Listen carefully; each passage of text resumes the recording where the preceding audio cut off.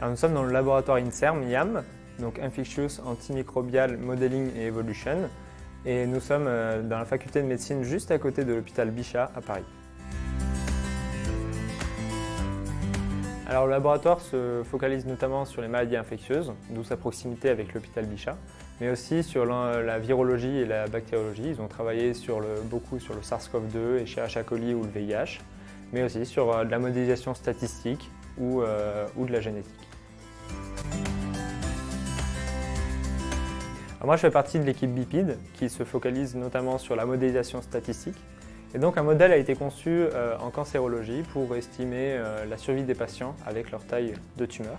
Et donc mon rôle, c'est de prouver la robustesse de ce modèle en faisant notamment une étude de simulation, c'est-à-dire simuler des données aléatoirement pour regarder si on retrouve des propriétés mathématiques nécessaires à un bon modèle efficace. Et donc si on peut valider ce modèle, on pourra l'utiliser dans d'autres domaines avec d'autres cancers ou peut-être d'autres patients.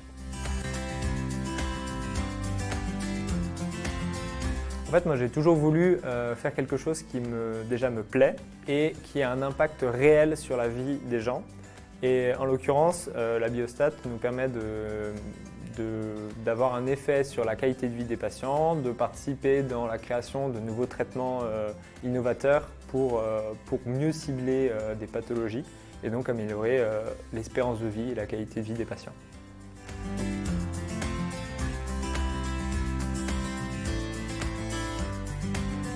Bien sûr, le plus important, je pense, à mes yeux, c'est le fait que pendant toute l'année, on a des intervenants extérieurs, des professionnels qui viennent nous donner les cours. Et ça nous permet d'avoir d'une part une expertise et un retour d'expérience qui est nécessaire en début de carrière et qui nous permettent de mieux cerner les pathologies parce qu'on a un bagage très mathématique mais pas forcément très médical. Alors demain, Maxime va continuer son stage et va valider sa dernière année à l'ENSAI.